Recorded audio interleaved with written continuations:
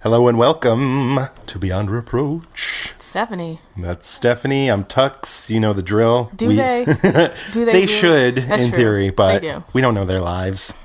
We be drinking. We be swearing. We be swearing. I'm going to actively try to swear Yes. more. I was going to say, we be drinking and I, Stephanie, be swearing. As you hopefully know by now, this is the show about scandals and scandalousness in American politics and government. Today we are drinking. I don't know why I always say I draw out the word drinking every time. Really? When I listen back, I always say. So it's your thing. Yeah. I've never noticed this. You know, you always listen to your own voice. Yeah. With a critical eye, a critical ear. Yeah. But so today we are drinking daiquiris. Not the red ones. Nope. These are not the daiquiris you think they are. They're the good ones. Yeah.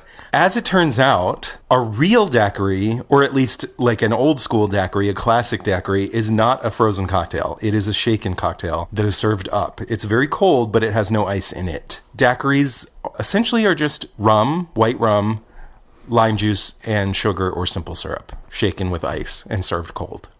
Yeah, it's very good. Very Super simple, but super delicious. Yeah. It's like a rum gimlet.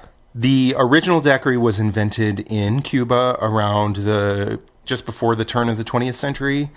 The story goes, this is sort of when you're getting into stories that are this old about the recipe for a specific cocktail, you always have to take the story with a grain of salt because it might not be true. But the story goes that it was invented by an American mining engineer named Jennings Cox, who was in Cuba at the time of the Spanish-American War. Okay. And he named it after a nearby beach town in Cuba. So there's apparently a town in Cuba called Daiquiri. Oh, I don't know if that's how it's pronounced, but daiquiris stayed in Cuba for the first couple decades after they were invented. They were mostly only popular in Cuba. Mm-hmm. Hemingway really liked them, so they started to trickle into the U.S. Yeah. He was obsessed with Cuba. Yeah. Oh, yeah. I'm not really... Yeah. I haven't read a lot. Yeah, there's a Hemingway museum in Havana. Oh, wow. Yeah. Okay. He was friends with Castro. Oh, see, here I am. Just being a Philistine over here. Mm-hmm. I only know this because I illegally went to Castro. I went to Cuba. I went to Cuba in 2014. I'm so jealous. I was there when I felt like such a badass when I was planning this because I didn't tell anyone because I didn't want to tell my parents because it's technically illegal to go, but no one fucking cares. Yeah. No one really cares. I told them from JFK that I was going. Oh. And that you weren't going to hear from me for a week because there's no cell phone. Oh, yeah. American towers for American phones there. But then I found out that President Obama was going to be there at the same time. Oh. So everyone's like, oh, you're here for Obama. I'm like, no, I'm here to be a badass. Yeah. Thanks a lot, Obama. Seriously. Thanks, Obama. Hashtag thanks, Obama. Ruining your badassery. I have a story about being assaulted by Cuban police there. Oh, my. Because of Obama. Yeah. But moving on. Yeah. Anyways, so daiquiris stayed in Cuba for several decades. Hemingway liked them, so they kind of started to trickle in, but then they really blew up during World War II. Oh, because whiskey and vodka in the United States was rationed, and they were hard to find and hard to get. Yeah. But because of FDR's good neighbor policy with South America and Central America, rum was really easy to get. And before World War II, apparently most people considered rum sort of low class, déclassé. Oh, wow. Sailor's drink. Oh, yeah. Yeah. Yeah. Pirates. Yes. Booty. Isn't there something... Booty. Isn't there a yo-ho-ho and a bottle of rum? Yeah. Sort of thing? Yeah. Yeah. So people weren't into rum really until the 40s during World War II when whiskey was rationed. Okay. After the war, because so many soldiers were stationed in the South Pacific, America's really fell in love with tropical stuff. Oh. But it really wasn't until World War II that people were like, ooh, tropical vacations, tropical cocktails, rum and fruity citrus and blah, blah, blah. Yeah. Which I had no idea until I started researching this. Yeah. Yeah, because there's so many fruity, island drinks that were... Yeah. Tiki culture blew up in the 50s. Yeah. So this isn't really a tiki drink because that's... Yeah, no. But they were still sort of on the same menus as tiki It's cocktails similar. would be. It's like adjacent. A lot of tiki drinks are not, they're like American inventions. They're not actually, you know what I mean? Yeah. Maybe we'll get into a tiki cocktail one of these days. We did the Blue Hawaiian, which I think is kind of a tiki cocktail, right? Yeah, I guess it was, but we didn't really talk about the history of like No. tiki. So yeah, they basically blew up starting in the 40s. They were really popular in the 50s and 60s, just as they are, as classic rum, lime, sugar, shaken. Simple, before they easy, got delicious. frozen. Yeah, and with strawberries and shit added. It's also said that daiquiris were JFK's favorite drink. It's a good drink. Yeah. He's reported to have celebrated with a daiquiri the night he won the election. Oh. And it's also said that Jackie Kennedy trained the White House staff to make daiquiris just how they liked them. Okay. Yeah. So maybe like not too sweet. Yeah, or like exactly. Not too... I actually played with the ratio. If you look up like classic daiquiri recipe, every single recipe you look at has different ratios of rum to sugar to lime. It's all about taste. Yeah. How interesting. Okay. Yeah. Cool. Let's cheers. Let's. Ta-da! We did it. When I was a kid at school learning the golden rule, teacher often used to say, if you don't tell a lie, there's not a reason why you can't be like Washington someday. How could Washington be a married man and never, never tell a lie? So that's it. We're drinking a Cuban drink that was popular in the U.S. in like the 50s and 60s. This is perfect because Yeah. I am talking about Cuba and JFK. Going back. My scandal this episode is Operation Northwoods. Operation Northwoods. Do you know about Operation Northwoods? No idea. Yes. When I lived in the Adirondacks, it was the region that I lived in was often called the Northwoods. I worked at a hotel called the Northwoods Inn. Oh, wow. Yep. How fascinating. Okay. It is, to me, by a wide margin, the most sinister plot that's ever come out of the JFK administration. It's that time when we undeniably planned to trick the American public into supporting a war with Cuba. Tricked the American public. Wow. Yes. Just lies. So Imagine that. imagine that, right? So instead of the CIA's varsity team for crackpot ideas, we have the Defense Department's version. It is fucked up. It is Okay. fucked up because it's military might plus terrible ideas. What could possibly times. go wrong, right? Where nothing could possibly go wrong. So Operation Mongoose is still, to this day, one of the most outrageous, ambitious, flat-out crazy plans that's ever come out of the intelligence agency in this time. But Operation Northwoods is so much worse. Like, so much worse. Because all of the zaniness from Operation Mongoose has been replaced with bombs. Yeah. So it's not like fun and like silly and stupid. It's like, oh, let's just kill people. But in a zany way. No, the zaniness is gone. Oh, damn. Yeah. So, okay, if you're listening and you're like, what is Operation Mongoose? Oh, yeah. You're Go back. outing yourself as someone who's not listened to episode 14. So hit pause and listen to all the fun sordid details. It's not technically necessary to listen to it, but I give a lot of background in that episode. Yeah, this is going to be another one where it's like, it's a different subject, but it's related. It's and related there's background and it's information. happening at the same time. I'll give you all the information that you need to know this time around, but you should listen to it. Yeah. You should listen to it. It's the second story in the full episode prior to this Yeah. one. Episode 14. Go there, listen to it. It's really good. So, the goal of Operation Mongoose was to replace Castro's communist sympathizing government with an administration that's more favorable to American interests. Surprise. Yeah, Oh my right? God. And they did this through like harebrained covert ops. I mean, they're schemes. Yeah. They should be called schemes. They're not covert ops. It was ridiculous. They do this through these schemes and through terrorism on Cuban soil. And that last part is really important. They're doing this over there. They're not doing that shit here. Castro hasn't caused us to lose our fucking minds, thankfully. So the year is 1962. This is peak Cold War. Hashtag peak Cold War. On one side, we have the U.S. and their allies. On the other side, we have the Soviet Union and their growing list of allies, the countries that are signing the Warsaw Pact. I feel like we need to do an actual Cold War because this is the second Cold War adjacent episode of the season. Yeah, I hope we can, because I have another scandal that I'm thinking about doing that is like related to the Cold War. Well, if any of you guys out there listening know of something that is like sort of short and sweet and to the point, but also epitomizes what the Cold War really was at its core, please let us know and maybe we'll do that. So again, this is peak Cold War. The dictator that we propped up in Cuba is gone. Batista, we miss you. We don't miss you. We don't miss you. Lies. Cuba is flirting with communism. Ooh, yeah, that sounds adorable. Dancing up next to communism, maybe a little shimmy. Just pouty lips. Yes.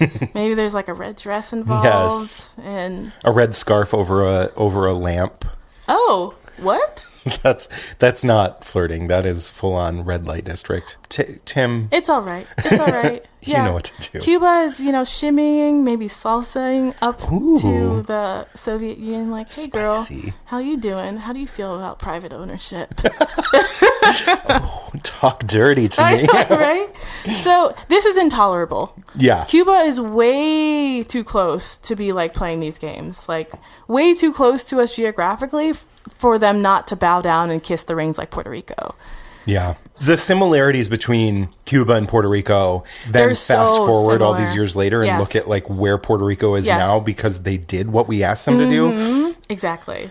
Puerto Rico's filled with scandal. Yeah. There could be a whole podcast about Puerto Rico and the scandals there. So the fear was so great back then at the mere possibility of opening up military bases on Cuban soil, like Soviet military bases, less than 100 miles away from Florida. This was too much. Well, then if that was what you were afraid of, why be a dick? You know what I mean? Like, why not try and be nice to fucking Cuba? That's not the way. That's true. That's not the way. It was like an insatiable hunger for them to destroy Castro. Like, it's like they thought about him all night and like all day. Like they were obsessed. Yeah. They were obsessed. I think the main reason is legitimate. Like the fear of having Soviet bases on Cuban soil, Soviet warheads, nuclearized, like pointed at the U.S. Like that's a legit fear. Yeah. Especially because we had the same in Turkey pointed at them, the Soviets. Oh my God. So it's the fear of an even playing field, really. Exactly. That's exactly what I was just going to say. Unfortunately. If we're already doing it. Already had been doing it, yeah. But it would be upping the ante because it's like now we're equal. So because that's what are what we the Cold War do? was. Yes. Was constant anteing, upping. Yeah. It's just like two big swinging dicks. Those were not words that just came out of my mouth. It's all right. No, I know what you meant. It's true. It's like they were one-upping each other at every turn. Yeah, that was one reason. And the other was just the fear of looking weak on the international stage, unfortunately, because we were just coming off the heels of this horrible flop, the Bay of Pigs. We haven't talked about it on the podcast, but it's a crazy scandal. It sparked so much. Like, if the Bay of Pigs was successful, like, wow. But that was history would be so different. So there's this fear of looking weak on the international stage because, we are a few decades after dropping 2.5 bombs on Japan. We're this young nation, like hyper militarized, yet we're being bested by Cuba. Yeah. Like, what? Like somehow Cuba has snatched our wig? Like, we're just like no edges, like looking crazy. Like we've seen better days and we're feeling a little insecure. Yeah. A lot of insecure, perhaps.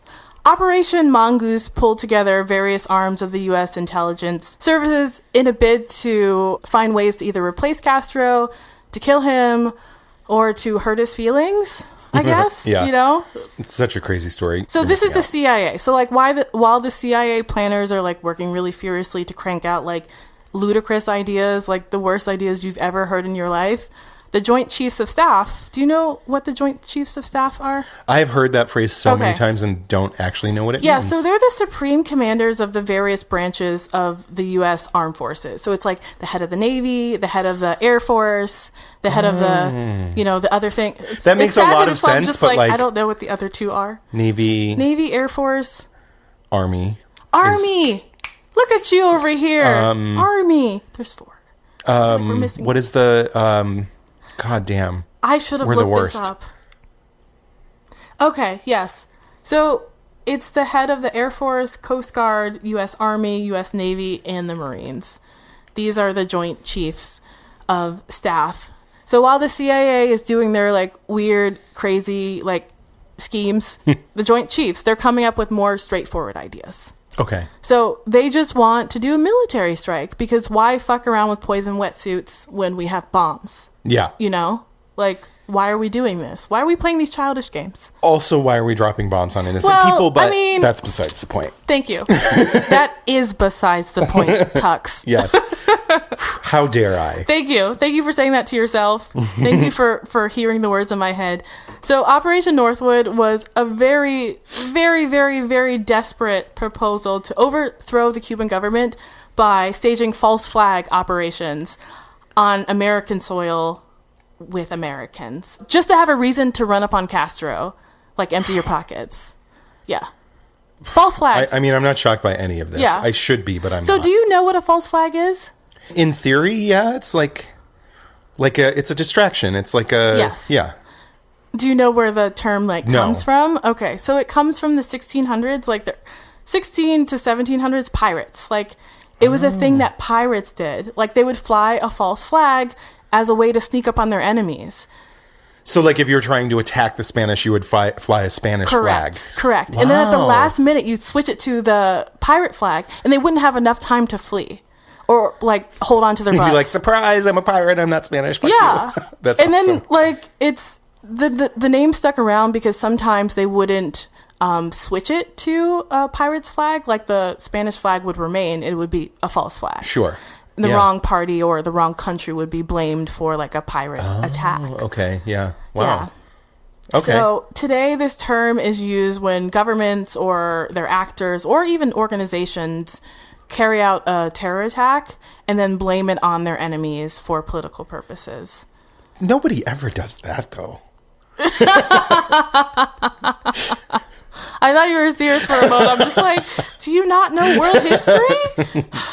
Have you not been listening to this podcast? We need to pause, and I need to teach Tux world history.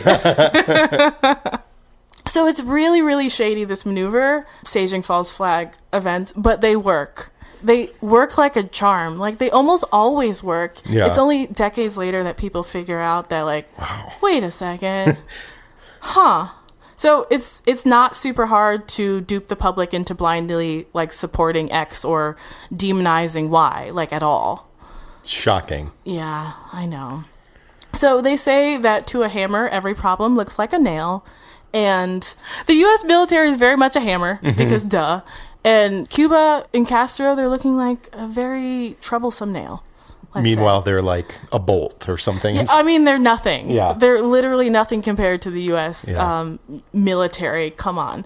So the Joint Chiefs, they just wanted to have a military strike, as I said. They just want to go over there, drop a bomb, like, easy. Yeah. Problem solve. Like, he's gone. And a lot of people are gone, but he's gone. And they realized, like, they would need to find a reason. Like, they couldn't just do that. They needed to have public support. They were kind of politely reminded, like, no, we can't just do this really aggressive act out of nowhere, drop a bomb on Cuba. Because it would have been disastrous politically. Yeah. But rather than saying, this is not an option, their solution was, let's make it an option. Exactly. Let's make so people think. They would need a reason to go and destroy this tiny little island Sure. that's just minding its own business. Yeah, okay. So under the codename Operation Northwoods, a series of false flag events to justify the invasion of Cuba were drawn up. The Joint Chiefs, they developed a series of plans. The document is only about 15 pages, but a lot of it is kind of repetitive. I pulled out like 8 plans that were kind of meaty. They're putting together these hostile operations against its own military, its own civilians. So this is the American government doing domestic terrorism against Americans. Correct. And American military. Correct. Yes. Holy fucking shit. Yes. Against its own civilians, its own military, as well as those of neighboring nations and Cuban refugees, while making it look like all of these attacks were coming from Cuba.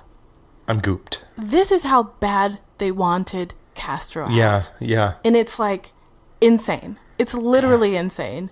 They wanted to achieve the goal of a Cuban invasion. So they made the following proposals, all to be carried out by secret American agents. So proposal number 1 was an attack on Guantanamo Bay. We're just going to attack our own naval base. Sure. Yeah, so it would start with rumors, and then somehow Cuban friendlies, they would be dropped into the base, like over the fence. They would just somehow roll up on the base, undetected, but get over the walls and into it. Okay. And they would be captured by operatives, let's say, waiting for them. Yeah. Let's say that we're waiting for them. Sure. And this would set off riots, and like they wouldn't capture all of the friendlies that were like thrown over the wall. Like some would be running around setting shit on fire. There was a plan that called for detonating all of the ammunition on the base. And when I read that, I'm like, all of the ammunition on a naval base, all of it? You want everyone to die? Okay. There would be fire. There'd be mortar shells coming in from outside the base into the base, like just chaos, general chaos. But it would all culminate like after ships are on fire and there's riots and like Cubans have been captured. It would all culminate with an event that was supposed to be reminiscent of the USS Maine. The USS Maine was an incident that happened in Havana's harbor where this was in 1898.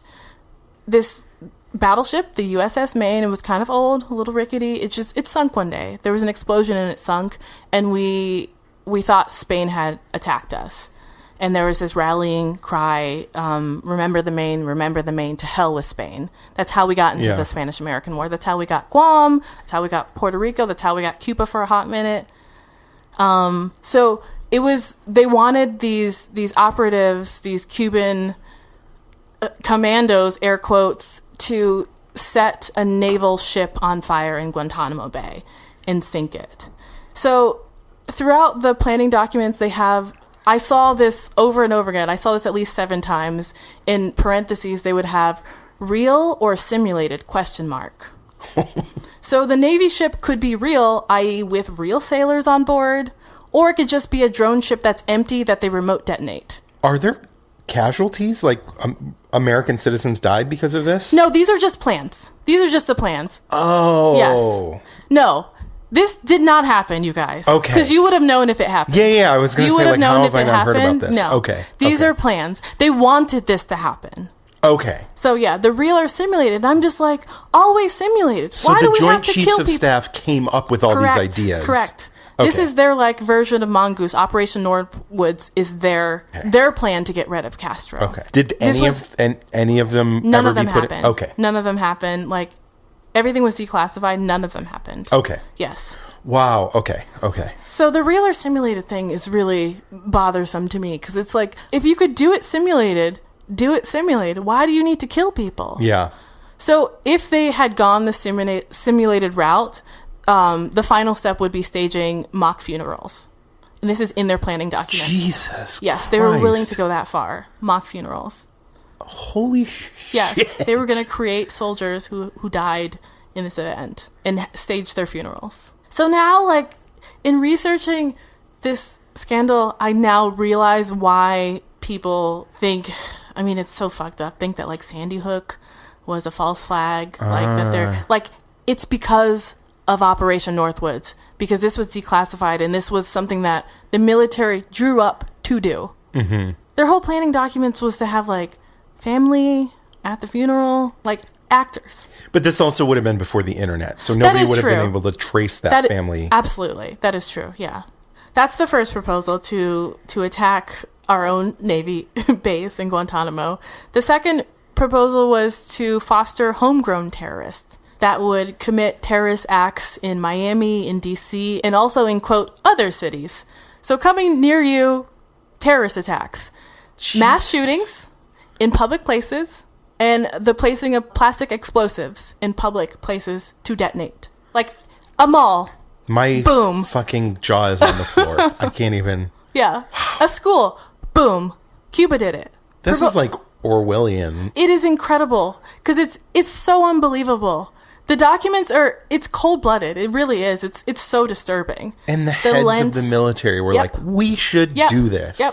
So I think this plan, it's when they were like, okay, maybe we shouldn't kill American citizens. Maybe we've gone too far. Let's back it up a bit. Maybe. Let's think about it. So their third proposal was, instead of killing Americans in terrorist attacks, they were going to kill Cuban refugees in terrorist attacks. They were going to target them for assassinations and bombs. Like, they placed bombs in their car, bombs at their homes, blow up their families, and we'd blame it on Castro, saying that he has found these Cubans who left the country because they wanted to, they wanted to be free. They didn't want to be under that regime, and they're living peacefully in the U.S., and now they're being targeted. I can barely form a word with my jaw this far from my... Yeah, so I really think they thought that murdering Americans in cold blood was too much, but they're like, let's murder Cubans living here, living their lives. That's the history of our country, right? It's okay to kill somebody else's citizens. To go back to the second proposal of the terrorist attacks on Americans, on American soil, in places like Miami and D.C., they said the terrorist would be a Cuban refugee. Okay. That was here. Yeah. So, in a way, they were putting a target on the backs of Cubans living here peacefully. Sure. Because now their neighbors are looking at them like, are you one of them? Mm-hmm. Like, have you been radicalized? Which is what we just went through in World War II with German citizens living in the United States, with Japanese citizens living in the United States. Yeah. Tale as old as time. Yeah. Yeah. So the third plan was to kill refugees living here peacefully, minding their own business. And also there was a plan, it's kind of like a sub-plan, it was in quotation, like question marks. There's a possibility of sinking ships coming here with Cuban refugees, like Cuban friendlies who are seeking asylum, to sink their ships before they get here and blame it on Cuba. This is crazy. Yeah. And it's a way to just make Cuba look like this crazy country that won't let its own people live. Like, if Cuba's going to do this to their own blood, what will they do to us, sort of thing. The fourth proposal was to fake support for revolutions happening in Central and like the Caribbean. Mm-hmm. They kind of knew, because they were spying on Cuba since the late 50s, that Cuba was secretly encouraging revolutions, like guerrilla movements in other places. Mm-hmm. They were like encouraging them to like shake off their colonial masters, like in Haiti, in the Dominican Republic, and Guatemala and Nicaragua. How dare they? So there was a plan that the U.S. was going to support these revolutionaries, fake support them. They were going to pretend to be Cuba. They were going to send them messages like, hey, you guys want some weapons? Like, we got weapons. Huh. Supposedly coming from Cuba to the communist undergrounds in these other cities. Sure, yeah. Yeah. There was also a plan to fake a Cuban aircraft that would fly into DR and like blow up some cane fields, some like sugar cane fields, as a way to like, strike it to the man over there. Sure. All of these attacks would be supplemented by like fake messages from Cuba, air quotes, from Cuba to the communist undergrounds in these places. And they would have these shipments of weapons, but they would always be intercepted at the beach, because they're really not trying to give Nicaragua weapons. Obviously. Yeah, so, like, the U.S. would just conveniently be in the neighborhood, be like, oh, I see something Look what I caught you doing. Terrible happening. But, like, the reason that we would be encouraging these, like, uprisings was so we could expose them. Sure. Yeah. So we could show the international community that, hey, Cuba's trying to spread communism all over the place. Like, he's a threat to peace. Mm-hmm. But thankfully, we were here to stop this weapons shipment from happening. It's so childish. It really is, right? It's a lot less fucked up than killing American citizens, or even killing Cuban citizens. Yeah. But it's so ridiculous and so... juvenile. It's so layered, and it is childish. It really is. It's so So the fifth proposal was to harass civilian planes and shipping vessels. Cuba had a military aircraft that was called an MiG. Okay. They bought it from the Soviets, and it seems like they exclusively used it. So they would somehow dummy up a copy of a Cuban MiG plane, and they would use it to harass civilian planes, like flying really close to them, or there was a plan to blow up shipping vessels that were just like on the ground, as a way to show that Cuba is threatening and harassing, and they're a threat to business because they're blowing up all this, all these goods, these shipping containers. Wow. But meanwhile, it would be a copy of a Cuban MiG piloted by American operatives. It's just like a regular American plane that just says Cuba. Basically, Cuba did it. Oh, man, yeah. So there's just two more. The seventh proposal was a plan to shoot down a military plane. They wanted to shoot down a plane 15 to 20 miles off the coast of Cuba. So they would have a fighter jet that would radio a distress call, and then it would say that I see a Cuban MiG, like there's two Cuban MiGs like on my back, like they're about to hit me. Mayday, Mayday. And then this American jet would dip under radar and go back to Eglin Air Force Base, which is the closest base to Cuba. It's in western Florida. Okay. There, the jet would change its tail number, like repaint it, and the pilot who was flying under an alias would just rejoin his squadron. And the cherry on top would be that there would be a submarine off the coast of Cuba that would throw out like charred jet parts and then parachute to really sell the fact that a plane has been exploded, like that Cuba shot down a plane off their coast. Wow. So this would be showing like an escalation, like they're targeting our military. So clearly Cuba want to fight. It's so deceitful. It's not only deceitful, but it's also like thinking about every other military skirmish with every other country that we've ever dealt with since. Yeah. Like we could be doing things like this. Exactly. That's what I was thinking as I learned about all of this. I'm like, oh, this is what we're willing to do. This is probably what we are doing, and we just don't know about it because it's not declassified. I'm making that emoji face with all the teeth right now. I mean, we don't know. We don't know that this is happening, but this is a possibility because it's been drafted before. Yeah. And it's all about if a president will sign off on it or not. The final proposal number 8, was a plan to shoot down a commercial plane. Correct, yes. They'd be shooting down a chartered civilian airliner en route to South America. But the plane would be a repainted Air Force plane. This one is especially devious. The plan involved both a drone aircraft and just this regular repainted plane to look like a charter plane. They would all take off from different bases in Florida, and they would meet at a rendezvous point, like off the coast of Florida. The chartered plane would, again, dip under radar and go back to Eglin Air Force Base in Florida and unload the passengers. And the passengers, it's kind of unclear who these passengers would be, if it would really be... they were planning to tell the media after it was shot down that it was a group of college students on their way to South America on a school trip. Yes, on a school trip. Young lives lost by... This is what Cuba does, you guys. So this plane would dip below radar and unload the passengers. Maybe they would get on. Maybe they'd say that like there's something wrong with this plane. We need to put you on a new plane, and they'd be on their way to South America, not even knowing. Okay. So they would. I was gonna say if you tried to do this with college kids, it would be like they would be like, "Hey, ABC News, guess what just happened?" They wouldn't even know because again, it involves two planes. One is a drone plane, one is a real plane. Okay. So the drone plane would continue to fly on the flight path, like filed with civilian aviation. Sure. So it would look like nothing happened because the one dipped below radar and went back to the base. So the drone would continue flying the flight path, and off the coast of Cuba, it would register Mayday, like a pre-recorded message would say, hey, there's Cuban MiGs, like, they're firing at us, Mayday, Mayday, Mayday, boom.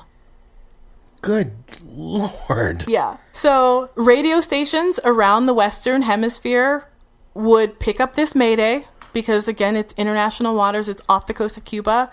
So rather than the U.S. trying to convince people what happened, these radio stations all over the world would be like, hey, I think one of your planes was shot down. Oh, my God. And we'd be like, wait, what? Oh, wow, there was a plane full of college students at the prime of their life. Oh my God. Yes. This is insane. Oh my God. Insane. So this is the end. So the joint chiefs, they put together, they were so happy about their proposal. They put it together. They took it straight to JFK, and he read through the briefing. And what do you think he did? Well, he immediately denied it. Yeah. He was just like, what the fuck is this? Yeah. Are you guys fucking serious? Get out of my office. There was a couple of them that I'm like, we might have been able to do that. Yeah. He looked at them as a whole and said, absolutely not. Yeah. Yeah. He was I'm appalled. actually surprised. Any of the ones that didn't actually include civilian death. Yeah. I'm actually surprised that we didn't actually do. Yeah. But he was just appalled at the lengths that they were willing to go to justify as he should have been invading Cuba. Yeah, as he should have been. Thank the fucking Lord that he had a conscience. He would go on to fire the chairman of the Joint Chiefs. Good. His name's like Lyman Lemitzer. He would be fired because they're just like, I just have a feeling that JFK would just see him in the halls and be like, this fucking You're guy. a piece of shit. This fucking guy. Yeah. I can't believe what he put on my desk. Like, literally, 2 weeks you're a ago. scumbag. Like, you fucking asshole. But the Joint Chiefs, they looked at him like he was weak, and they said that he was being soft on Cuba, and it really created a rift within the Department of Defense. They're just like, he's not strong enough. He's not the strong leader that we need. And I think JFK's like, I'm not a psychopath. Like, call me weak, I'm not a psychopath. That's not The weak. end. Yeah, no, it isn't. That's strong. That's Now, he was strong enough he's to just stand like, up to the fucking military and be we're like, not you doing guys this, are and also you're crazy. fucking fired. Get out of my face. You have no job. Holy shit. Wow, Yeah. I had no idea. Yeah. Thank the Lord Thank the that Lord, he Praise him. didn't Capital H. because you kind of prefaced when you did Operation Mongoose, you were talking about like what a hard on he had for Castro. Huge hard on, but he wasn't willing to go to these lengths. Yeah. Yeah. Thank God. Yeah, he was fine with just like, the 2-cent bounty, like the little just fucking with Castro in that way, but not this. Because these are two very different things. Very different. Yeah, Very yeah. different. Yeah. I was thinking about including this in Mongoose, and I'm like, no, this is its own thing. Totally different. And it's Yeah, so yeah. dark. The levels that they So were dark. willing to go to get one man. All these lives lost. You're going to shoot people in Miami just to blame it on Castro? Well, sneak preview. Oh. My next story is also about the lengths people are willing to go to get one man. Crazy. On that note, Yeah. our cocktails are, Yes. well, mine is empty. Stephanie's been Yeah. flapping her jaw I've too been- much to drink. I have been. My As we- jaws are very dry for flapping.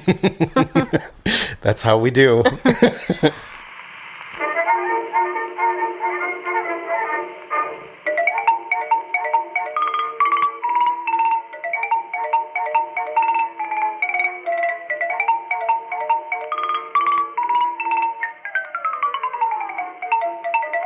Ooh, and we're back with fresh cocktails. We're back. Yes. We get to finally relax and drink and have a good time. No responsibilities. Now it's my turn to flap my gums. Yeah. We're I can let my gut out.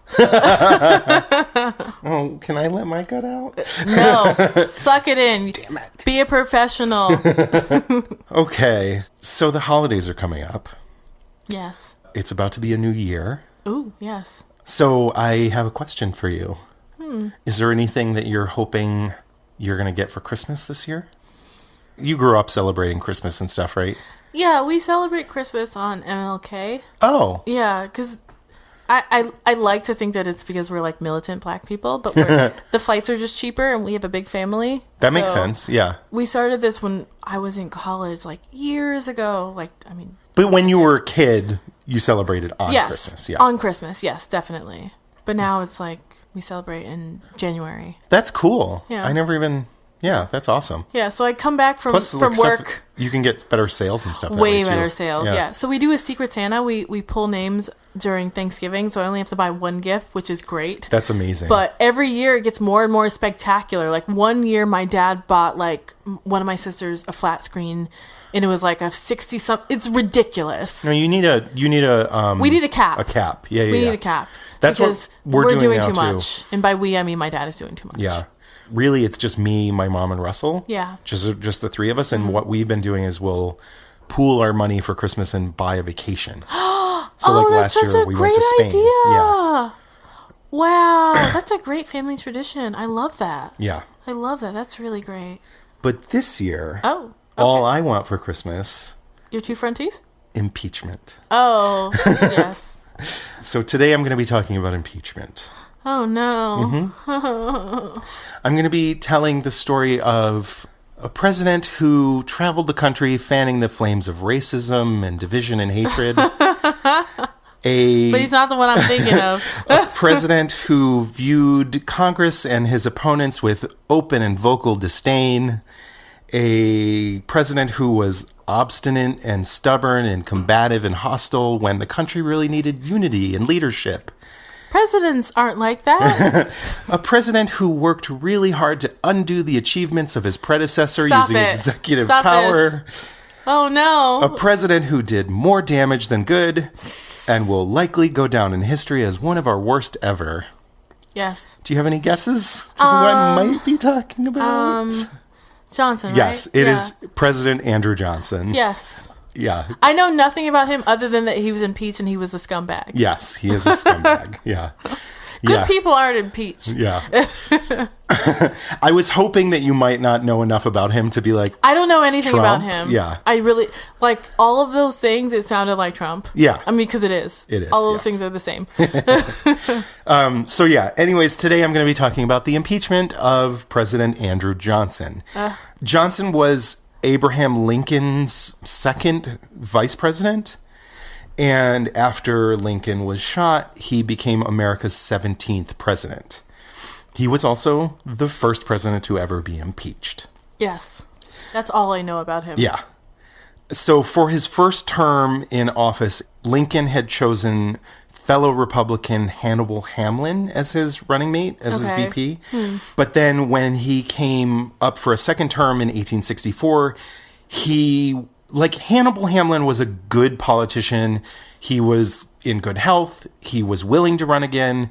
But Lincoln was really worried that because of the war was so strenuous and so much, he was really worried that he might lose the election. So he thought he had to change things up to try and drum up support. So he decided to choose a Southern Democrat instead of a fellow Republican, thinking that it would sort of be this good faith measure of showing that he would be willing to work with people across the aisle. Yes. Half measure. There were two problems with this plan. The first is he didn't know that he was going to be assassinated and that he would have to pass the torch to this Southern Democrat. The other problem was the reasons that Johnson was loyal to the Union and anti-slavery were very different from Lincoln's reasons. Okay.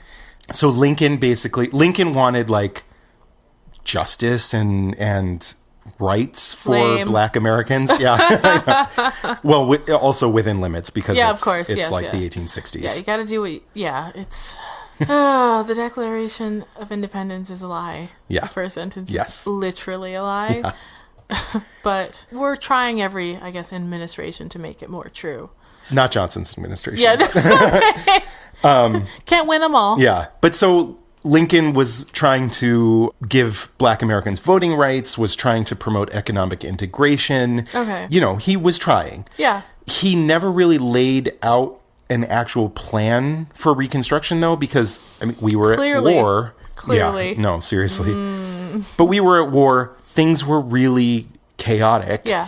And he just felt like he needed to roll with the punches before, he couldn't put anything down on paper because who knew what was going to happen next week, let alone next year. Yeah.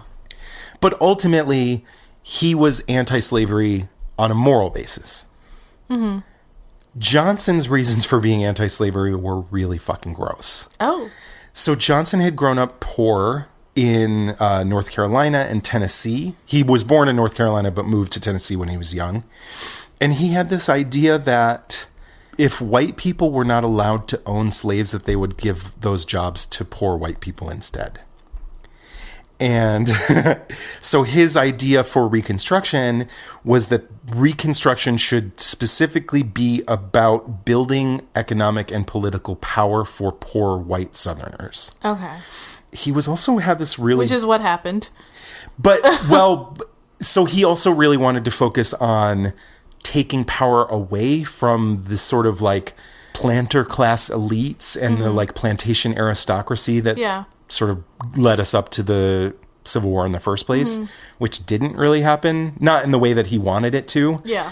But ultimately, he didn't give a single fuck about what would happen to former slaves after they were freed. He's a Southern Democrat. Yeah, exactly. Yeah. It's not in his purview at all. Yeah.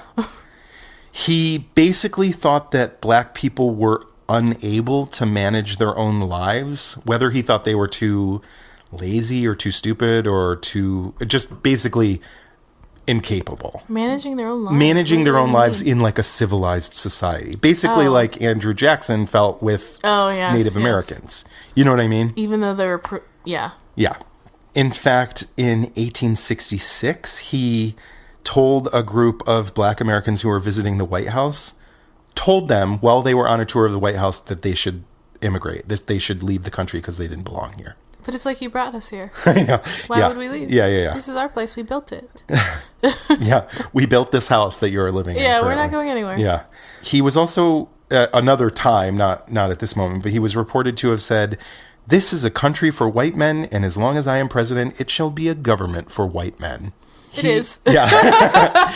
To this day, yes. I'm like, facts. Yeah. Show me the lie. I'm searching for it. Yeah. So he basically believed, or not basically, he literally believed that Black lives didn't matter. Yes. He thought that Black American suffrage was not only a waste of time, but also a distraction from what the real goal should be, which was making America great again for white people. Yes. Oh, wow. Same. Yeah. In the beginning, right after Lincoln was shot, people were really optimistic for a Johnson presidency. He hadn't really been able to show his colors. Lincoln was in office for such a short time in his second term before he was assassinated, that people didn't really know who Johnson was.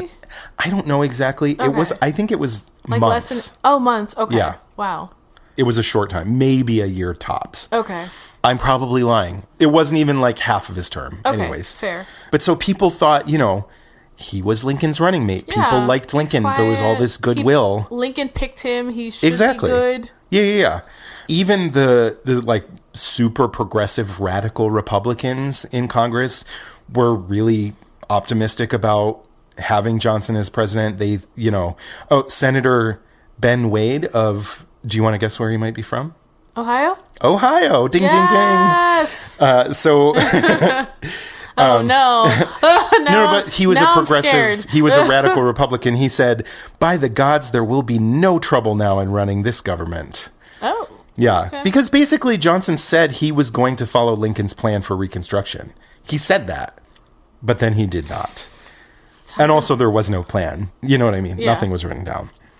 So unfortunately, Johnson was not half the statesman that Lincoln was. Shocking. And things went south fast.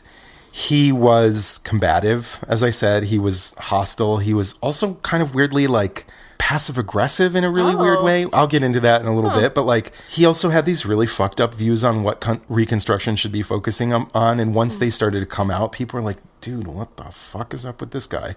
Yeah. Within weeks, he openly opposed rights for freedmen. He put forth this lenient Reconstruction policy plan. And he said that he wanted to pardon Confederate leaders. Of course. Like, completely pardon them. You're good. Go ahead. You're fine. Meanwhile, like, Northerners weren't exactly vindictive about the South, but they wanted to make sure that, like, the war hadn't been fought for nothing. They wanted to make sure that there was sort of swift action taken to make sure that the rebels didn't try to, like, regroup and come back. Shit again. Yeah, exactly. Yeah. So they wanted something to be done. But Johnson was kind of like, we don't need to do nothing. It's fine. Oh! Yeah. Yes. So Johnson basically... He's like, I gave them a talking to, and they know. Yeah, they know what they did. They're good. Yeah. He ignored popular opinion. He pushed to rapidly restore southern states to the Union with little in the way of consequences or demands. Where was he from again? Born in North Carolina, but he grew up in Tennessee. Yeah. Okay. But he's like a representative from Tennessee at this point? He's not just some dude. No. He was a Democrat Senator in Tennessee, but then I think he must have moved to D.C. during the war. Oh, okay. Because he was pro-union. Okay. So he like left the South, came to the North, and was anti-Confederacy, but like because he basically just thought the Confederates shouldn't be allowed to keep exploiting the poor, white poor. White poor, yes. Yeah.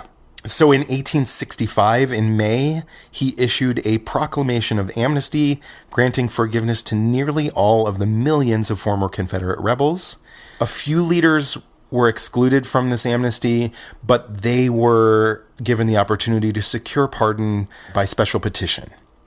So then after this, the White House halls are flooded. So there's just like no consequences. Yeah, none. Yeah. What? Okay. So the White House halls are flooded by... That explains so much. I know. It explains everything, actually. All these ex-Confederate statesmen and former Southern generals are like in the White House asking for presidential forgiveness. And he's like, yeah, it's fine. Go ahead. You're good. Yeah, here's a statue in your honor. Yeah, exactly. So while he wanted to, and was like very vocal about like telling the South what he expected them to do for Reconstruction, he wanted them to focus on improving conditions for the white Southern poor and taking away power from these plantation owners. Yes.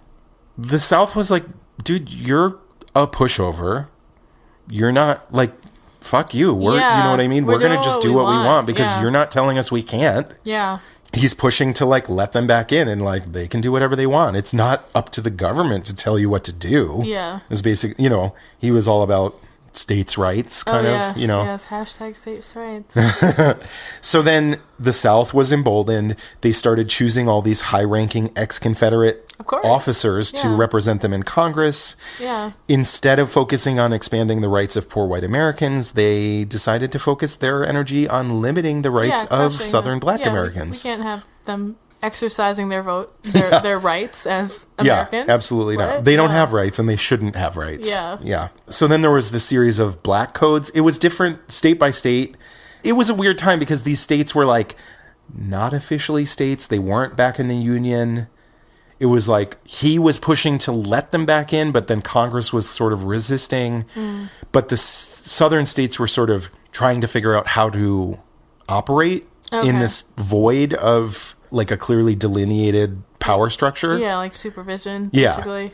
So they start passing these black codes, and every state had their own. South Carolina, for example, enacted a law that no Negro could pursue the trade of, quote, an artisan, mechanic, or shopkeeper, or any other trade or employment besides that of husbandry, without a specially issued government license. Alabama said that any, quote, stubborn or refractory servants or servants who loiter away their time should be fined $50, and if they couldn't pay $50, they should be hired, quote, hired out for forced labor for 6 months. Okay, yes. Mississippi had a law that if any Negro under 18 was an orphan or was not supported by their parents, they must be an apprentice to some white person. Yes. Preferably their former owner. Oh, of course, yes. Yeah. Oh, wonderful. Yeah. So basically they're just like trying to like recreate slavery with like different wording. So it's like, it's not slavery, but sort it of. Is. Yeah. Yeah. All the same feelings of slavery, but different words. Yeah, attached. exactly. But so this was all sort of going on like in little bits and pieces in different states, but in general, not much had happened yet. Johnson was still really early in his presidency, in his term, and nobody really knew what was going on yet, even though... So what year is this? This would have been like 1865, 1866. And when was the end of the revolution? 1865. The war was over in 1865, yeah. So Lincoln was shot in 64. Okay. Just before the end of the war. It was just like before. Almost over. Yeah. But so the moderates in Congress thought they might be able to reason with him. They might be able to compromise with him. So they, even though they were sort of looking at Reconstruction from a very different place than Johnson, they thought, like, he's a reasonable man. We can work with him. Yes. He was not a reasonable man. No. So they would go to his office and they would walk in and say, like, I want to talk to you about blah, blah, blah. Yeah. He would be like, okay. And he would sit behind his desk and he would let them make their case. He would sit there, he would nod. He wouldn't really say much about, like, he wouldn't say what he was thinking. He wouldn't give his opinions. He would just sit there and nod and let them make their case and make them feel like they had really made their point. Yeah, like been heard. They would leave the office and then the next day he would do the exact opposite thing of what they, That's hilarious. His support eroded really quickly. Of course. He basically made it his mission to block any Republican action against the South basically protecting the southern states that weren't states yet from any action against Republicans. Yeah. He vetoed the Freedmen's Bureau Bill in February of 1866, which was basically the straw that broke the camel's back for Republicans, galvanized the moderate Republicans to join forces with the radical Republicans in their quest for guaranteeing civil rights for freedmen. Mm-hmm. After the moderates and the radicals sort of joined forces, because it was only northern states in Congress, they basically had like a unanimous vote. So every single bill that they were putting forth for Reconstruction was passed instantly. Yeah. And Johnson was fighting it, or was trying to fight it, but they had such a majority that they could pass bills over his veto. Oh. It's like, I think he can veto it and they can go back and be like, well, enough of us disagree with you that like the bill still passes even over your veto. They have that big of a majority. So Johnson is like running around trying to rush to like bring these Confederate dominated states back into the Union. And the Republicans were like, okay, if this is going to happen, if he's going to let these Southern dominated states and Democrat dominated states back into the Union, we have to pass a bunch of laws really fast before this happens. Basically thinking they had to sort of legislate morality before the Southern states were back in the Union and could fight it. Okay. So their plan was like, if the Southern states are coming back, we have to pass all these laws before. So that when they are joining the Union, they're joining a union that already has these laws. Yeah. So they thought that black suffrage was their only real counterpoint to these Democratic dominated states. And so they pass in 1867, they pass a series of Reconstruction Acts. They were attempting to legislate equality for freedmen.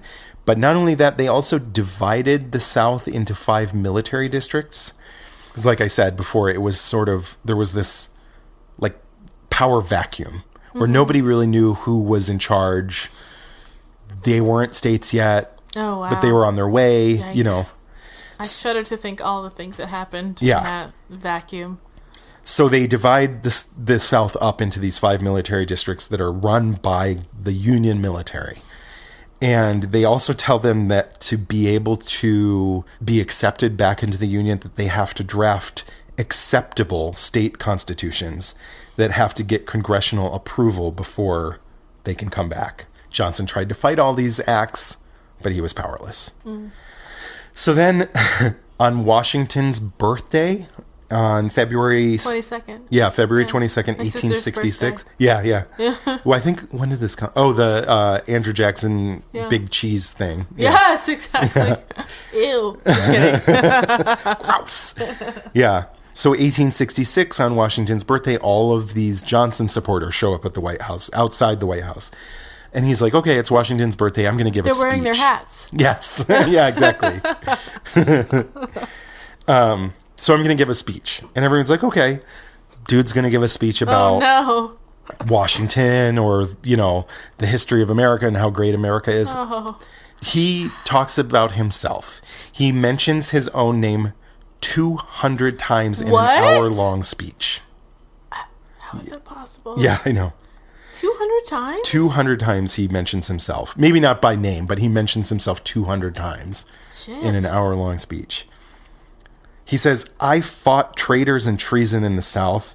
Now when I turn around and at the other end of the line find men, I care not by what name you call them, who will stand opposed to the restoration of the union of these states, I am free to say to you that I am still in the field. Meaning the field of war. Oh. Yeah. So he's fighting a war against the Republicans, is essentially what he's telling his supporters. And then he goes on to call out a few of his strongest opponents amongst the radical Republicans. Mitt Romney. Yeah. No, these are the... Well, so this is before the switch. So basically, like, these would be today's Democrats. Yes. So it would be like he would be calling out AOC. You know what I mean? Yeah. So he calls them out by name and by the states that they represent in this speech.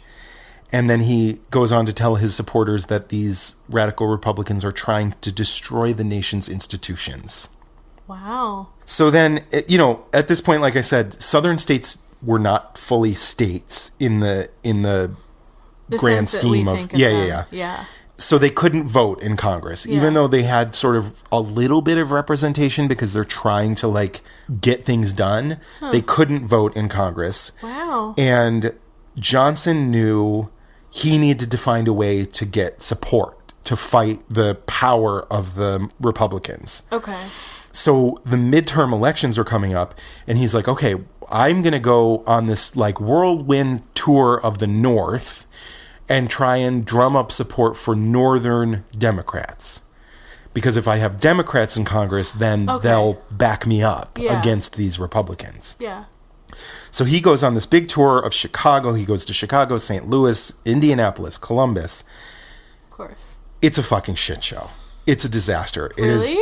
He makes comparisons in speeches between himself and Jesus. Oh, no. Yeah. He actually openly argues with hecklers in the crowd. Is he at an open mic? Like, seriously. Yeah. What?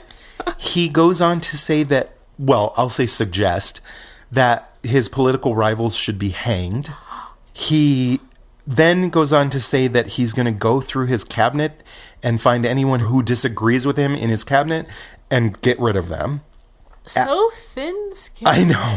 I mean, imagine a president who, heard of such a president. Yeah. Eyes dart back and forth. Ooh, I'm going to take a drink on that. I don't know who you might be referring to.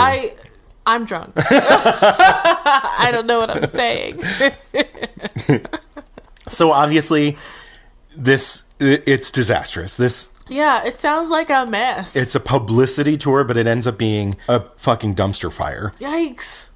His speeches are called, quote, beneath the dignity of the presidency. Oh, wow. There was such a thing as beneath the dignity. Wow. When the presidency had dignity. I don't even remember those days. I've read about those days. Well, I do remember those days, but those days are long gone. Yeah. The midterms, in the end, the Republicans win by a huge landslide. Because duh. Yeah. Thereby increasing their majority in Congress, thanks to him. Yeah. And his fucking idiot thin-skinned bullshit. The one thing that came out of this was that after he was going around in speeches saying that he was going to go through his cabinet and get rid of people, the Republicans saw the writing on the wall and they saw a target on the back of one key cabinet member, Edwin Stanton from Ohio. Ding, ding, ding, ding, ding. I'm afraid. Edwin Stanton was a Lincoln appointee who was in Johnson's cabinet because he didn't go through and like replace cabinet members when he became president. Okay. I heard a podcast. I don't know. I didn't actually look and confirm this because I'm lazy. I heard that he was a lifelong Democrat, which is surprising because he was fiercely anti-slavery. Weird. Yeah. Weird. Because he was from the North, I guess, from Ohio. Oh. But he's an interesting guy. I found quite a few podcasts just about Edwin Stanton, the man. That's insane. Yeah. So he must have been super complex. If people are. It sounds like he was an enigma wrapped in a conundrum. Yeah. Yes. He was super progressive, was sort of steering Lincoln to be even further progressive, really had taken a really strong hand during the Civil War and was basically instrumental in making the war play out the way it did. And depending on the podcast you listen to or the source, some people say that he kind of fucked the war up and made the war last longer. And then other people are like, no, he won the war. Everybody has an opinion. How could he make the war He was the Secretary of War. Oh. I did not say that. Okay, yes. I'm like, how did I miss that? Sorry, I did not say that. This dude from Steubenville has like made the war longer, but how? He is Lincoln's Secretary of War. Yes, there we go. I'm sorry. Thank you. I left out that key piece of information. What? Yeah. So he's Lincoln's Secretary of War, but then after... So wait, I'm sorry to interrupt.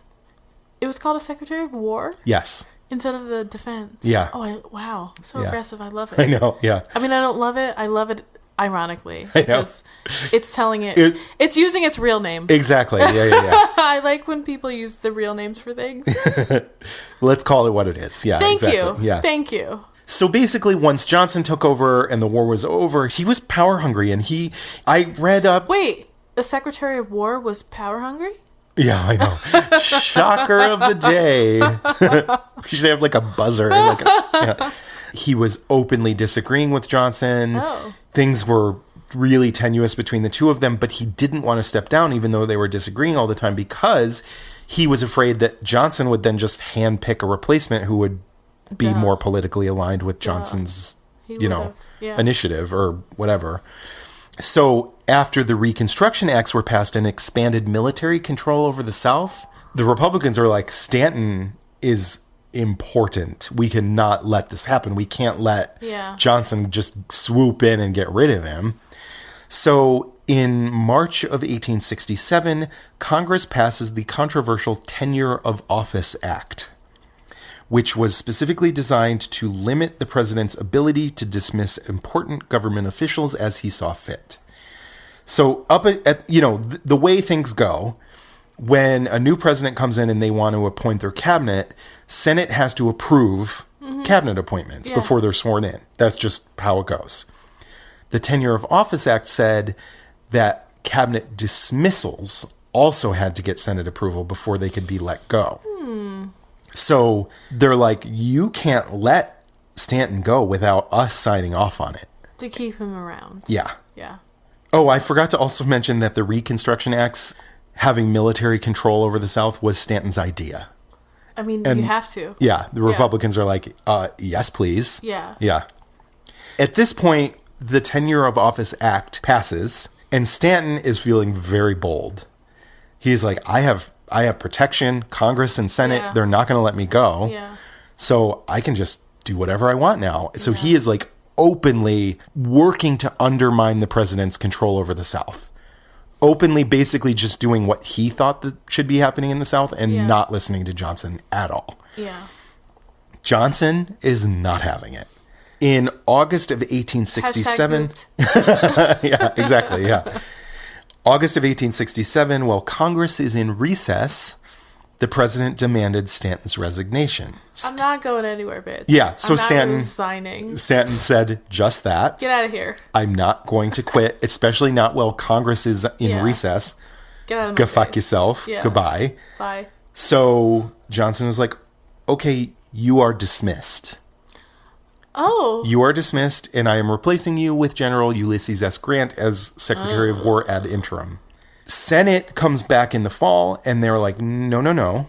Yeah, we're not doing You're this. not allowed to do this. Yeah. There is a law against this at this point. Yeah. So Stanton is reinstated Amazing. in the fall. Grant resigns because he's like, this is a political hot potato. I want to run for president eventually. I'm not going to let this fuck up my shit. Yeah. Go, like, He's not pulling me see you into, later, like, Johnson. Yeah. Sorry, I'm stepping away Thank from you, this. but also I want a career. Yeah. So pass. Yeah, exactly. And then Johnson is not only pissed at the Republicans, then he's also pissed at Grant for Petty. walking away. Yeah. So then February of the following year, Johnson goes back in and was like, you know what? Fuck this noise. You are fired. I'm not just like saying that you have to go away. You're fired. So he replaces Stanton with Major General Lorenzo Thomas, who was a long-standing foe of Stanton's. Oh, okay. He puts Thomas in as interim secretary. Lorenzo. Yes, I know. What an interesting I name. know. I don't know where he would have been from at that point. Spain, probably. At this point, we've already seen how this goes. He Yeah. already tried the shit. It didn't work. So Stanton then has Lorenzo Thomas arrested for trying to seize his office. Hilarious. And then, with Republican support, Stanton locks himself in his office and refuses to leave. What all does he have in his office? I was listening to another podcast and they basically There's a said that bathroom. he sent messages to his wife, like, send me blankets and cots and shit, and his wife was like, you are ridiculous. I mean, if you facts. want this shit, you come get it your fucking self. Oh, I love her. Yeah. I love and her. so he was there for a few days before he kind of was like, okay, nobody's tried to like pull me out, so I'm going to sneak away in the night, go home, get blankets, and then come back. And he was in his office holed up for weeks. Shit! Yeah. Damn. So he was able to sneak out and get his stuff? Yeah, and then it was like he kind of felt the waters and like tested the waters to see if anyone was coming for him. They want him bad, but they apparently don't want him bad. Yeah. So then on February 24th, 1868, the House of Representatives votes 126 to 47 to impeach the president for high crimes and misdemeanors, which were detailed in 11 articles of impeachment. Okay. The main 3 points that they were trying to make in the first 3 articles were violation of the Tenure of Office Act. Yes. Challenging Congress's authority. Correct. And bringing Congress into, quote, disgrace, ridicule, hatred, contempt, and reproach. Oh, I like the reproach. Yeah. Imagine that. Huh. The impeachment is a shit show. Of course, as they all are. Yeah. It is a shit show. The impeachment trial starts in March and lasts almost 3 months. It's conducted in open session in front of a packed gallery in the Senate. So many people were showing up at every day that they had to institute a ticketing system. 1,000 tickets were printed every day for one. Each ticket was good for one day. Whoa. 40 tickets went to the diplomatic corps. 20 tickets went to the president, 4 to each senator, 4 to the chief justice, 2 to each of the representatives, and then any tickets left over were distributed to the public. Okay. And they were, like I said, each were good for one day.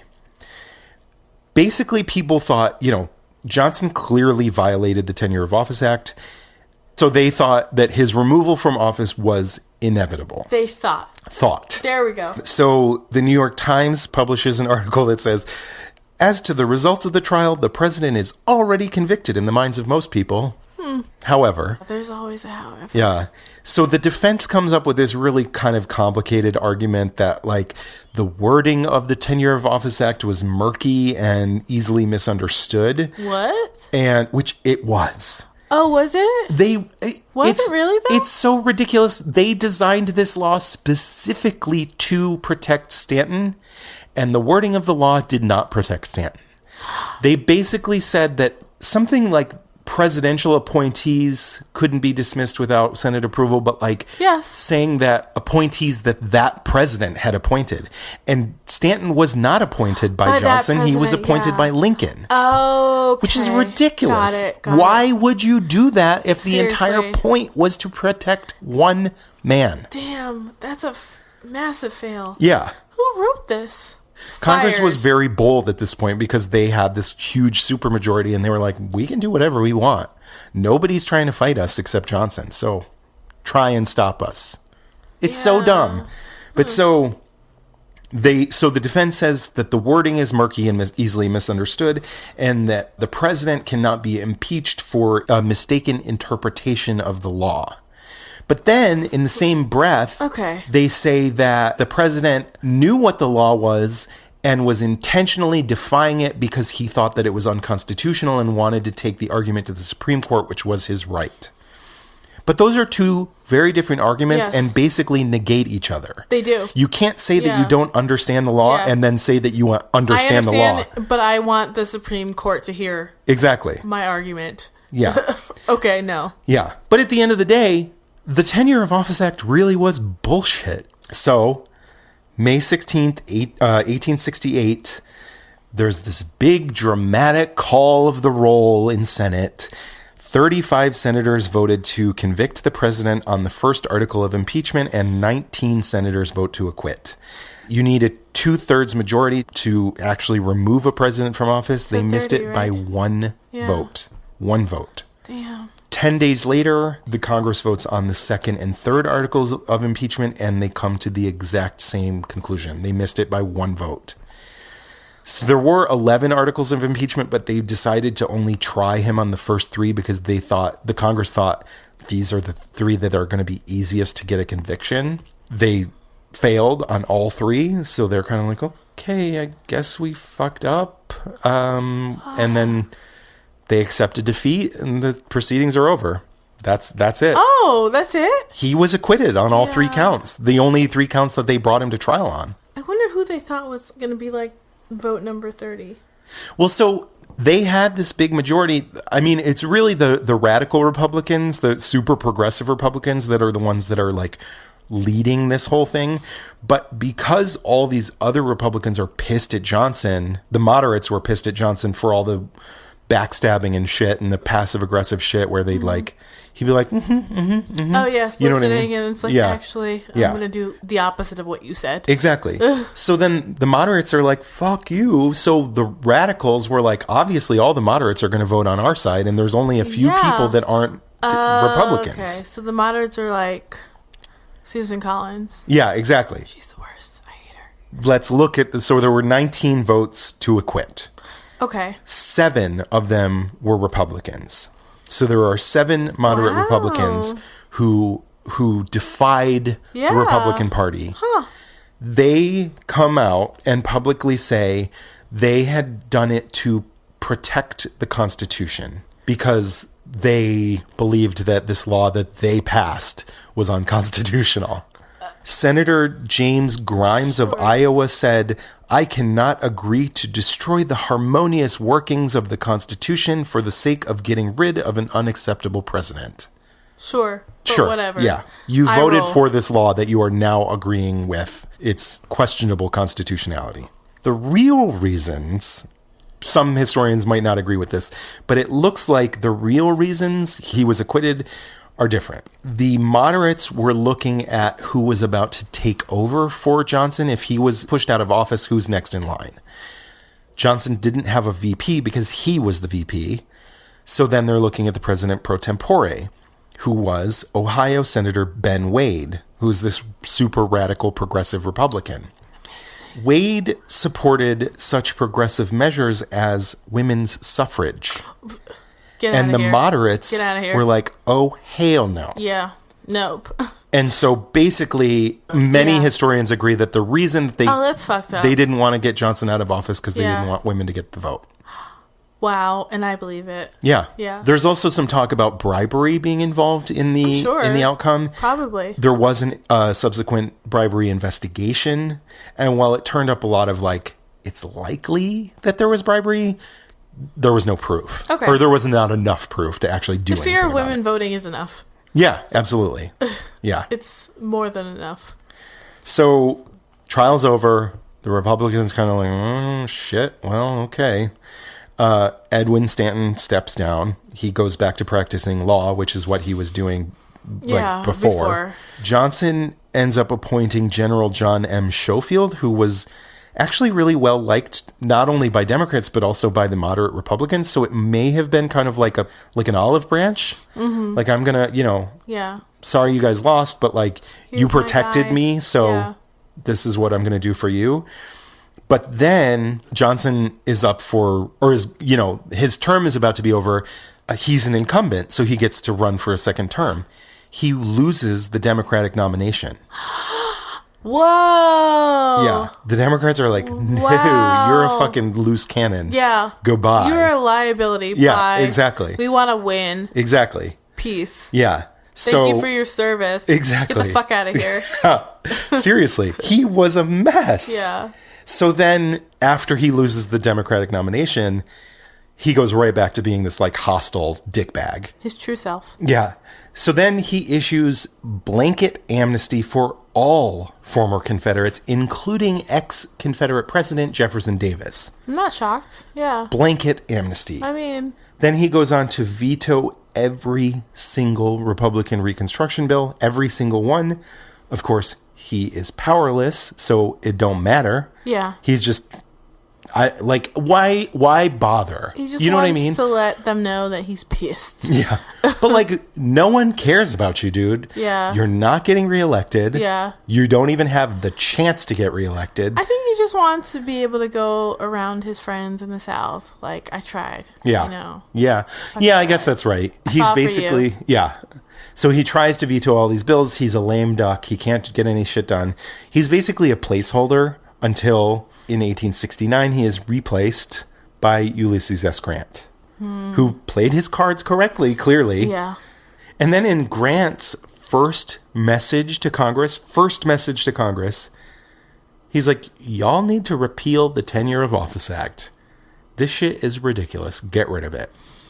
So what do you think Congress did? They got rid of it? Nope. The whole point of the Tenure of Office Act was to protect Edwin Stanton. One person, yeah. It was not meant to be used in the future at all. So then they do not agree to repeal it, but they do agree to amend it. Oh. Which makes zero sense because it already was murky.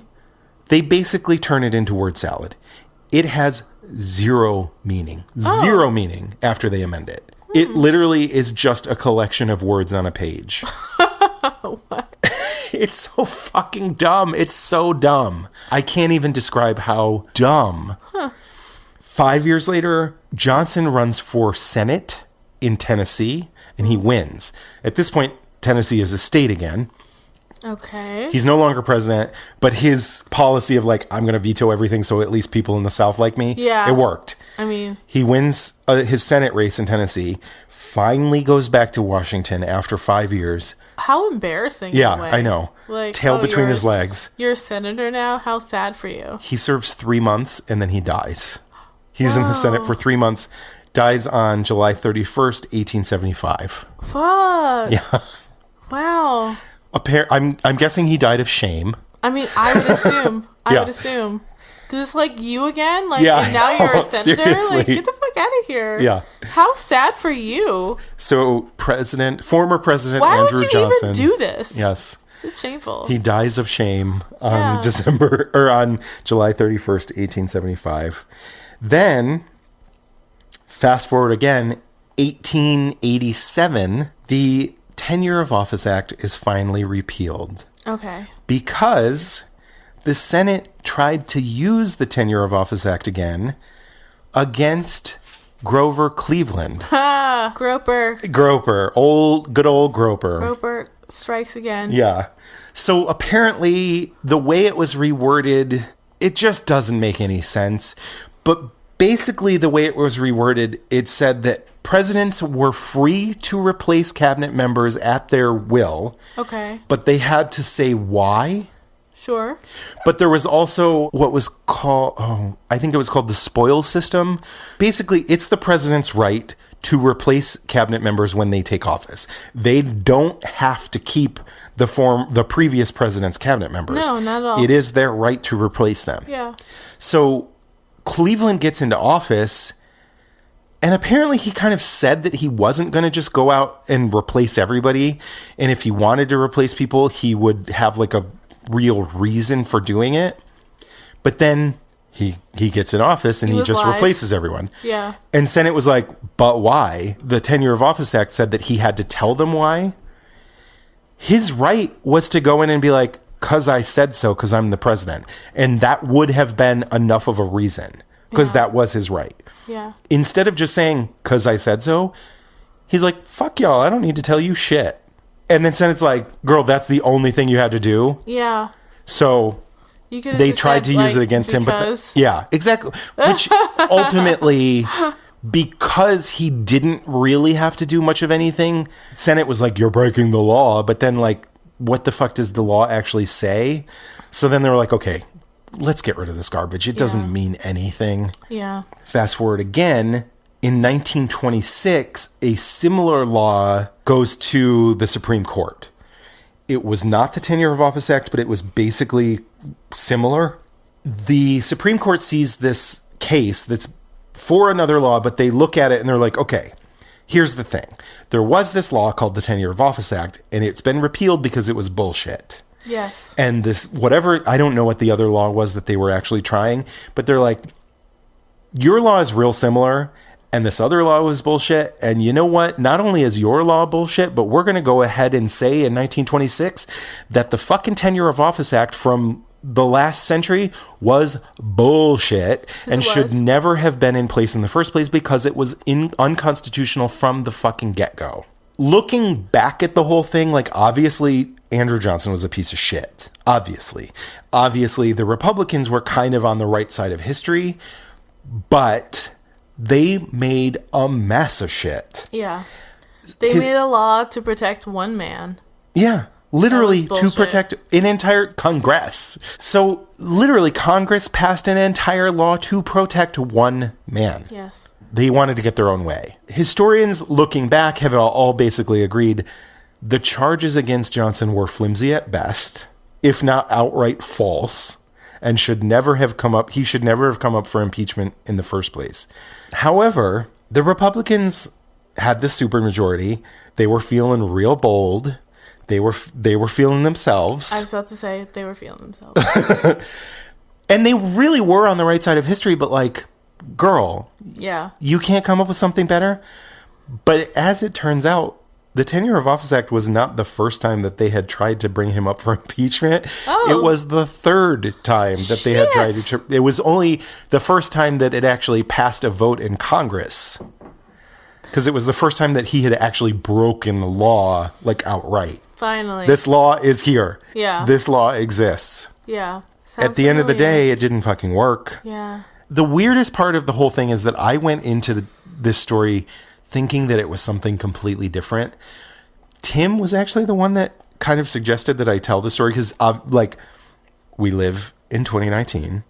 We have impeachment on the mind right now for some reason that, you know, we won't say just yet. And Tim was like, whenever you bring up impeachment, everybody goes to Clinton. Immediately goes to Clinton. Yeah. Nobody ever talks about Andrew Johnson. So Tim was like, let's talk about... I think about Johnson a lot. Yeah. Just because I know he was the first. Yeah. But most people don't know who he was or why this was happening. I really know who he was or why. Which is exactly... Yeah. So Tim suggests that I do this, and we were at a bar.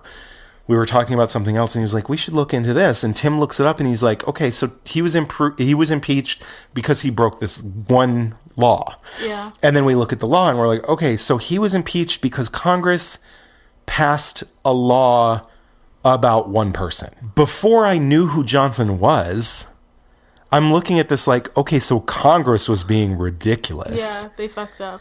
And this is idiocy. Yeah. And so I'm like, okay, I know what my story is. Congress passes this law to protect this one man against this other man, and then like, all fucking hell breaks loose. But then once I actually start researching it, I'm like, oh, I see why they did okay. it. Yeah. Yeah. I get it now. Yeah, exactly. I know why they did what they did, but like, it was still not right. A mess. Yeah. Oh my God. Yeah. The really disappointing part of it, though, is like, if you think about Johnson, forget about the impeachment.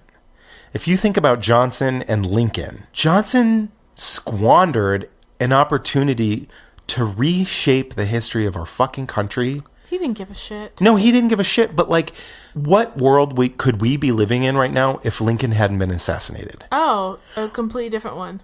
Completely different. Radically. Or even if Lincoln had been assassinated, but Hannibal Hamlin was the VP, or another Republican was the VP. Ben Wade from Ohio. Reconstruction, fuckery. We would be living in a totally different world. Yeah. It would have changed not only the history of our nation, it would have changed world history.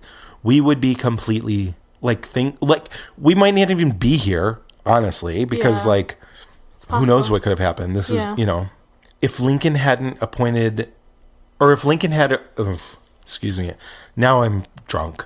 Same, and I'm very thankful that I don't have to talk, because I'm just like, If Lincoln had appointed another Republican, we would live in a different world. Yes, but definitely. Instead he appointed this piece of shit Southern Democrat. Compromise. I'm gonna be the better person in compromise. Don't be the better person. It wasn't even really about the better person. He kind of was in this position where he felt like he couldn't win because radicals were saying that he was being too soft on the South. Oh, okay. And then the Democrats were saying you're being too hard on the South. And the moderates were kind of like, like, I can't take a stand on anything. That's it. That's the story. Wow, that is a story. It's insane, right? Insane, yeah. I'm glad that I know more about Johnson. Yeah. Like, I had no clue. Yeah. Like, all I knew is that he was the first person to be impeached. Yeah. And I know that he wrote out his term, but, like, that's all I know. You knew more than I did. Honestly, I didn't even know the name of the person that was first impeached because Tim suggested, I was like, who? Yeah. I knew that somebody had been impeached before Yeah. Lincoln. I always think Before it's Clinton. Jackson, but I'm like, no, other asshole. Other Johnson. asshole Other named with a Andrew. J. 'Cause in Andrew my- J. Yeah, because in my head it's Andrew J, and I'm like, no, not Jackson, the other one. Yeah. Johnson. The other racist piece of shit Exactly. named AJ. Think The about all AJs the... are trash, you guys. Yeah.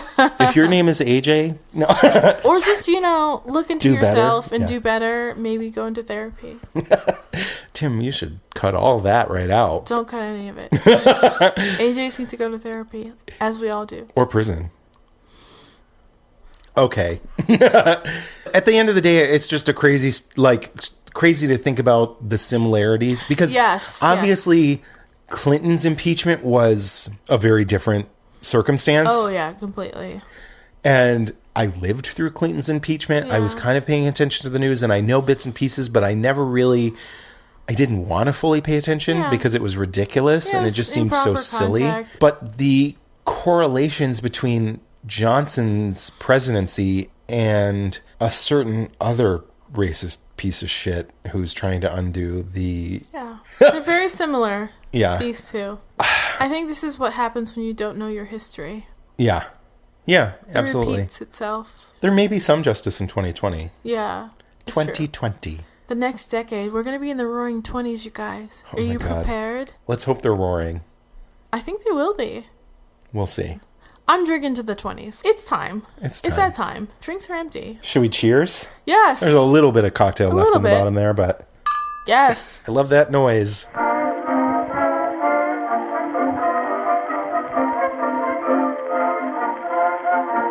So American history is juicy. We just add rum and lime and A little bit of sugar. and Oh man, sweet So good. lime juice. so thank you so much for listening to Beyond Reproach. This has been Stephanie Domingo. And Bob Kramer. Yes. Thank you, Bob. My name's Doug Slurzel. Thank you to Tim Clough, our editor, I'm sound drunk. engineer, and our podfather. Please rate, review, and subscribe. Written reviews are especially important. If you like us, please share with 2 people. Two people. Yes. You know 2 people. You know 2 people. You This- do. Why have you not told them Yes, about it's Beyond very- Reproach yet? People know how to share things. You can share podcasts. You can So- share in person. Yeah, that too. Be like, bitch, But also, if you're listening to it, you can just hit share and text it to someone. 100%. That's yeah. what I do to my I sisters do it all the time. Mm-hmm. and my friends. Tux, he gets so many of my texts. I'm like, listen to this. I listen heard to this. about a half of what you send me. I send it to him. It's an assault. The things that I do. The best kind of assault. Yeah, it's bad. I'm like, okay, Stephanie, like give it 72 hours and then send it 3 more. You have my consent, which is an important factor when it comes to assault. Yes, thank you. Thank you for that. I need it in writing. I need my lawyers to sign it. I have you. It is on recording, Oh, and it that's is about true. to be released to Wonderful. the world. Wonderful. Please follow us on social media, Beyond Reproach Pod on Facebook, Insta, Twitter. We have a shop. Check it out. Woo, woo. Where BeyondReproachPod.com. Yes. Follow us on Instagram because we release cocktails every Thursday before we release the full episode. So check out our #Thirsty Thursday. Yeah, drink along with us, guys. Yeah. I don't know your life. Don't drink along with us if you're driving while listening to our Obviously podcast. not. But like, Obviously not. make an event out of it. Sit Yeah. down on Monday night and Yeah. have a daiquiri. Enjoy yourself. You've earned it. We're also on Patreon. If anyone would love to show us a bit of love, support the production of our show, doing the right thing. Help us pay Tim. Yes. Yes. Help us buy some rum and limes. Seriously. I juiced 16 limes today. He did. It looked ridiculous. With I'm a like, little is that all lime juice? Wooden reamer, not even a squeezer thing. I have a reamer. Wow. You were living the past, but thank you. I actually think you have more control with the reamer than of the course you squeezer. would. Yes. As long as you don't have any cuts on your hands, you don't have to worry about getting citrus juice on your hands. Okay. Well, signing off. This is what happens when you drink 4 daiquiris. Yes, we talk about citrus juice in blood being on your hands. So, Ooh. All right, on that note, yes. goodbye. Bye. Toodaloo.